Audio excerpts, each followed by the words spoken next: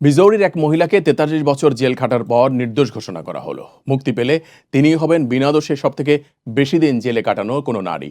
১৯৮০ সালে Missouri state জোসেফের খুন হন লাইব্রেরি কর্মকর্তা প্যাট্রিশিয়া জেসুইক। ৩১ বছর বয়সী এই কর্মকর্তা খুনের তদন্তে নেমে পুলিশ সান্দ্রা হোম নামে এক তরুণীকে গ্রেফতার করেন। সান্দ্রার বয়স তখন মাত্র ২০ বছর।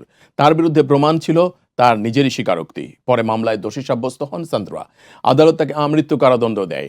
তার বহু বছর পর অন্য একটি মামলায় দোষী সাব্যস্ত হন মাইকেল হলম্যান নামে সেন্ট জোসেফের এক পুলিশ সদস্য।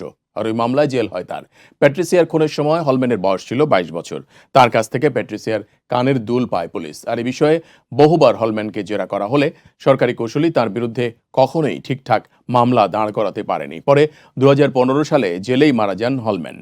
তবে এবছর জানুয়ারি মাসে সান্দ্রা হোমের আইনজীবীরা আদালতে ১৪৭ পাতার নথি জমা দিয়ে দাবি করেছেন তাদের মক্কেল নির্দোষ। তিনি মানসিক রোগে ভুগছিলেন। ১২ বছর বয়স থেকে বিভিন্ন মানসিক এবং স্নায়বিক রোগের জন্য চিকিৎসাও চলছিল তার।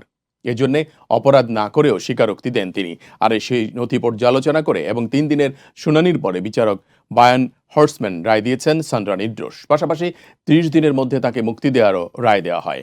বিচারকের কথায় সে সময় তদন্ত যে একপেশে হয়েছিল তা প্রমাণিত। হলম্যানের বিরুদ্ধে যথেষ্ট সাক্ষ্য প্রমাণ থাকলেও তাকে অভিযুক্ত করা হয়নি। সান্দ্রার অসঙ্গতিপূর্ণ কথা শুনে পুলিশ ধরে নিয়েছিলেন তিনি দোষী।